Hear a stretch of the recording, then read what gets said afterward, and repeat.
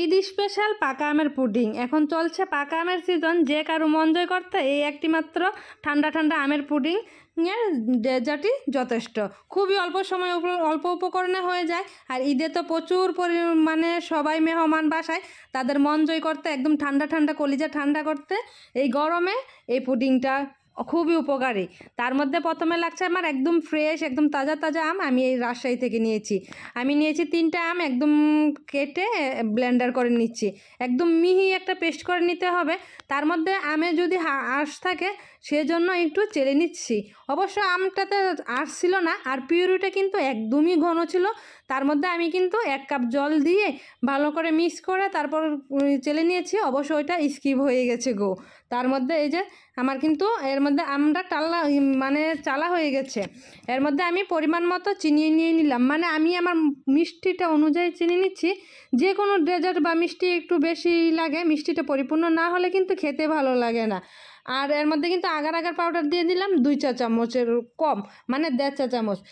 আমি 3টা আমের জন্য নিয়েছি। যে কেউ বানাতে যদি চাও তাহলে 1.5 থেকে 2 চামচের মধ্যেই নিবে, কম নিবে না বা বেশিও নিবে না। তার মধ্যে তাহলে কিন্তু বেশি জমাট বেঁধে যাবে, আবার কম হলেও দেখা যায় জমাটটা বাঁধবে না। এর মধ্যে আমি ভালো করে একসাথে মিক্স করে নিয়েছি। এখন চুলার জাল দিয়ে একদম 2-3 মিনিটের মতো জাল করে নিচ্ছি। বেশি জাল করলে কিন্তু একদম কড়াইতেই জমাটটা বেজে যাবে। বেশি জাল করা যাবে না, 2-3টা ফেনা উঠলেই হবে। এর মধ্যে কিন্তু আমি গরমই একটা পাত্রে নিয়ে নিলাম জেলিটা করার জন্য। প্রথমে এই দাবটা আর কি এর মধ্যে কিন্তু গরম অবস্থায় ঢেলে নিতে হবে, নয়তো বা পরে জমাট বেজে যাবে, আর হবে না। আর এর মধ্যে কিন্তু আমি ফ্রিজে রেখে দিয়েছিলাম 2 ঘন্টার মতো রেখে দিয়েছিলাম। অবশ্য 30 মিনিটের মতো রেখে দিলে হয়, ফ্যানের নিচে রাখলেও কিন্তু হয়ে যায়। তার মধ্যে আমি এইটাকে স্লাইস করে নিচ্ছি। পুডিং বানানোর জন্য যেটা করা হয় আর কি, স্লাইস করে একদম বাটিতে নিয়ে নিব। দুধের মিশ্রণটা বানানোর আগেই এটা আগে নিয়ে নিব।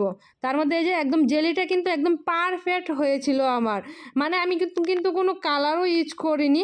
কালারটা কিন্তু এমনিতেই সুন্দর আসছে, আমের যেহেতু এমনিতেই হলদে কালার হয়ে গেছে। এই যে বেশ ভালো লাগতেছিল। আসলে যে কোনো জিনিস বানাতে গেলে যদি পারফেক্ট হয় না, বেশ ভালো লাগে। এর মধ্যে আমি বাটিও নিয়েছি, বাটিতে দিব। আর এই যে একটা কেকের মল্ড নিয়েছি, কেকের মল্ডে দিব। যে এরকম পাত্রে বানাতে পারে আর কি, বাটিতেও হয়। এর মধ্যে কিন্তু আমি চিনিটা ঢেলে দিলাম, পরিমাণ মতো বলতে যতটুকু লাগে আর কি। আর বেশি মিষ্টি না হলে কিন্তু ভালোও লাগে না, পরিপূর্ণ মিষ্টিটা না হলে। আমি এই দুধেও কিন্তু দুধ নিয়েছি। দুধের মধ্যে চিনি আগার পাউডার কিন্তু আমি 1.5 চামচ দিয়েছি। দুধটা কিন্তু আমার আগে থেকে জাল করে ঠান্ডা করে নেওয়া, অনেকটা ঘন করে নিয়েছি। আবার গরম দুধে দিলে কিন্তু হবে না। ভালো করে মিক্স করে নিয়েছি। মিক্স করে এখন আমি একদম জাল দিয়ে নিব, 2-3 মিনিটের মতো করে আর কি। এরকম টাইপের 2টা ফুট হলেই হবে, বেশি হলে আবার দেখা যায়। আর আগার পাউডারটা যে কোনো মুদির দোকান কিংবা বড় শপে পাওয়া যায়। এর মধ্যে আগার পাউডারটা হলো যে কোনো জিনিসকে জমাট বাঁধায় আর কি। তার মধ্যে আমি 2 চা চামচ ভ্যানিলা এসেন্সও দিয়ে দিলাম, তাহলে ফ্লেভারটা বেশ ভালো হবে আর কি, খেতে ভালো লাগবে। এমনিতেও ভালো লাগবে, যার নেই না দিলেও হবে, সমস্যা নেই। কেউ চাইলে এলাচের গুঁড়াও দিতে পারে। এর মধ্যে কিছুটা আমি চুলাটা বন্ধ করে 2-3 মিনিটের মতো কিছুটা ঠান্ডা করে নিয়েছি, একদমই ঠান্ডা করে নিইনি। এর মধ্যে আমের উপরে যে রেখেছিলাম যে বাটিতে আমি দিয়ে দিচ্ছি এক করে। এখন একটু ফ্যানের নিচে রেখে তারপর ঠান্ডা করে তারপর আমি এটাকে কাটিং করে দেখাবো আর কি। এর মধ্যে কিন্তু আমি ফ্রিজে রেখে দিলাম, প্রায় 2-3 ঘন্টার মতো রেখে দিয়েছিলাম। একদমই জমাট বেঁধে গেছে, একদম সুন্দর একটা স্মুথ জমাট বেঁধেছে। আমি যেরকমটা চেয়েছিলাম। এটা যে কাউকে খাওয়াবে তার মন এবং কলিজার দুইটাই একদম ঠান্ডা হয়ে যাবে। আর আমার বর তো খেয়ে খুবই পছন্দ করেছে। আমি কিন্তু আবার একা খাইনি, সবাইকে দিয়েই খেয়েছি, বুঝছো। সবাই তো মনে করে একা বানাই, একাই খেয়ে ফেলি, কোনোদিনও না। যাই হোক, যাকে দিয়েছি সবাই খুব মোটামুটি পছন্দ করেছে আর কি।